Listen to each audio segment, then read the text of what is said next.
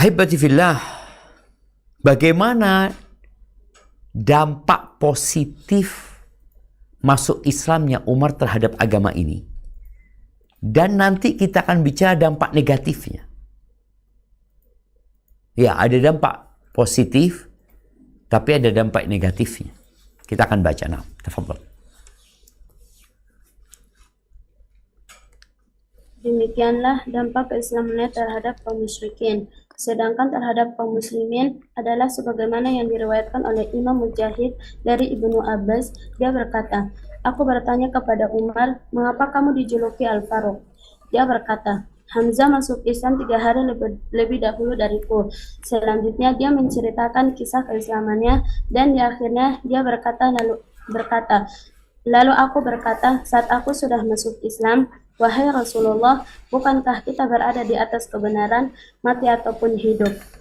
Beliau menjawab, tentu saja, demi yang jiwaku berada di tangannya, sesungguhnya kalian berada di atas kebenaran, mati ataupun hidup.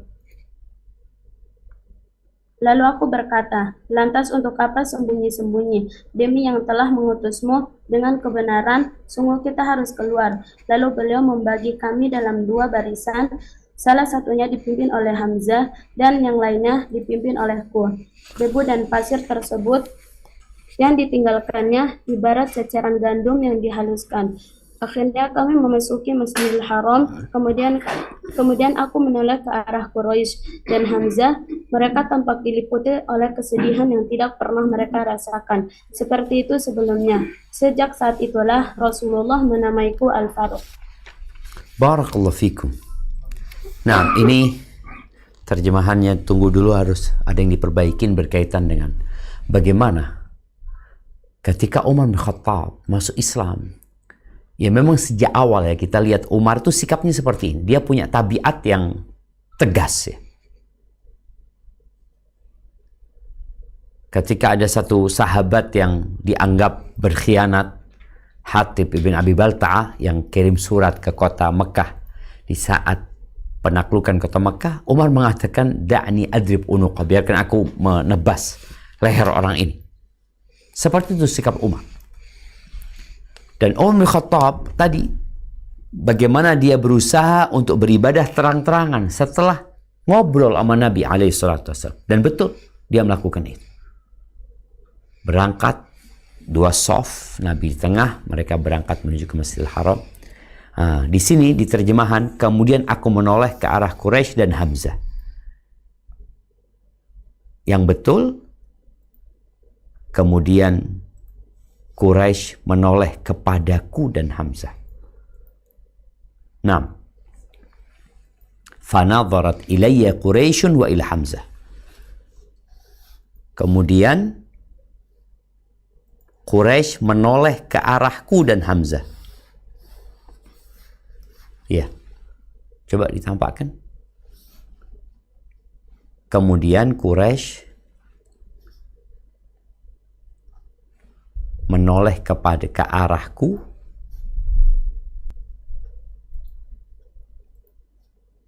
dan Hamzah.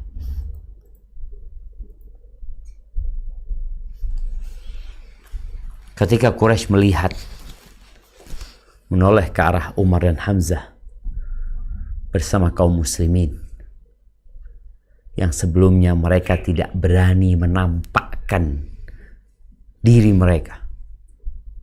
Mereka juga tidak mampu terang-terangan beribadah di Ka'bah kecuali Rasul SAW dan Abu Bakar dan beberapa orang kuat dari sahabat Nabi SAW.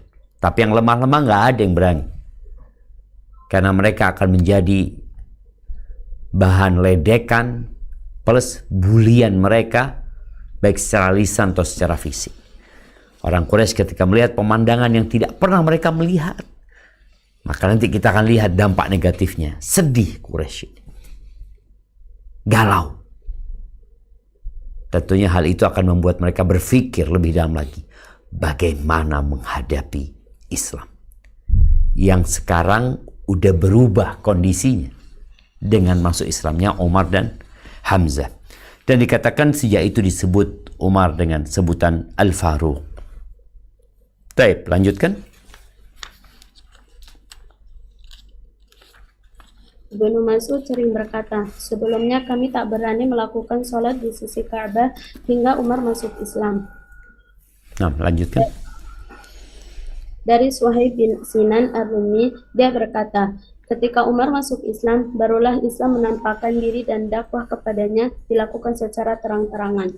Kami juga berani duduk-duduk secara melingkar di sekitar Baitullah, melakukan tawaf, menyimbangi perlakuan orang yang kasar kepada kami, serta membalas sebagian yang diperbuatnya. Dari Abdullah bin Mas'ud, dia berkata, kami senantiasa merasakan izzah sejak Umar masuk Islam. Subhanallah. Kondisi ini tentunya membuat dan memancing kemarahan kaum musyrikin. Dan kita tahu setan tidak pernah tidur siang. Iblis pun menjadi inisiator utama buat perencanaan-perencanaan dalam rangka menghadang dakwah ini. Jadi kita harus sadar ketika dakwah itu membesar, maka badai yang datang juga akan besar. Pohon itu semakin tinggi, maka anginnya semakin kencang yang akan menerpanya. Tapi rumput, ya enggak. Dan tadi Islam ketika semakin naik, semakin dikenal, semakin tinggi, maka pohon itu akan diterpa dengan angin yang lebih kuat lagi. Dan boleh jadi kalau tidak bertahan, maka pohon itu akan roboh. Para sahabat di awalnya, wah senang. Mereka bisa menunjukkan keislaman mereka, bisa beribadah terang-terangan. Tapi itu tidak berlangsung lama. Karena Quraisy telah membuat perencanaan baru untuk menghadang dakwah Nabi alaihi salatu wassalam. Baik, apa perencanaan mereka? Tafadhol. Putusan Quraisy terpana oleh Al-Quran di hadapan Rasulullah SAW. Setelah dua orang pahlawan yang agung, Hamzah bin Abdul Muttalib dan Umar bin Al-Khattab masuk Islam, awan kelabu mulai menyelimuti kaum musyrikin dan barulah tersadar dari mabuk mereka yang selama ini digunakan untuk menyiksa kaum muslimin. Kali ini mereka berupaya mencari jalan lain, yaitu mengajukan negosiasi di mana mereka akan memenuhi semua tuntunan yang diinginkan oleh beliau, asalkan mau menghentikan dakwahnya. Mereka yang perlu dikasihani itu tidak mengetahui bahwa setiap apa saja yang didapati disinari oleh matahari tidak memiliki nilai sama sekali walau sebesar nyamuk, sekalipun dibandingkan dakwah yang beliau emban. Akhirnya mereka mengalami kegagalan lagi. Barakallahu fikum. Jadi kita lihat setelah melihat Islam semakin menguat, maka mereka melakukan negosiasi. Apa permintaan orang Quraisy? Permintaannya satu, nggak usah dakwah. Berhenti engkau berdakwah. Engkau minta apa?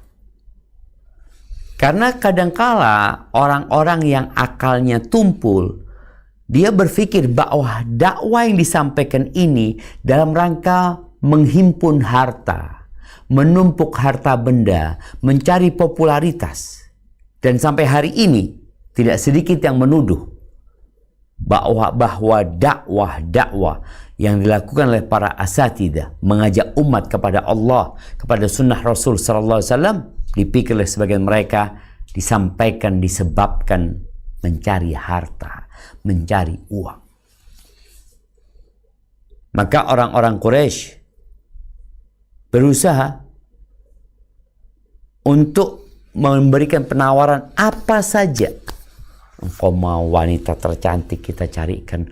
Engkau mau harta, kita jadikan engkau orang paling kaya. Engkau mau kedudukan dan jabatan, kita jadikan engkau raja atau menjadi orang yang menjadi sumber permasalahan-permasalahan dan keputusannya dari dirimu. Artinya nggak ada urusan kecuali keputusannya dari Nabi Muhammad SAW. Apakah Nabi menerima hal itu? Ternyata semua tawaran yang menggiurkan itu di hadapan Nabi SAW, la yusawi janaha ba'udah. Tidak sebanding dengan satu sayap nyamuk. Jadi apa yang mau ditawarin? Kalau dunia dan isinya di hadapan Nabi SAW tidak seperti satu sayap nyamuk. Satu sayap nyamuk ini. Terus apa yang mau ditawarin? Orang Quraisy tidak memiliki semua isi bumi ini. Bicara uang, yang mereka hanya punya beberapa yang mungkin kalau dikumpulkan jumlahnya cukup banyak. Tapi ternyata Nabi SAW menolak semua.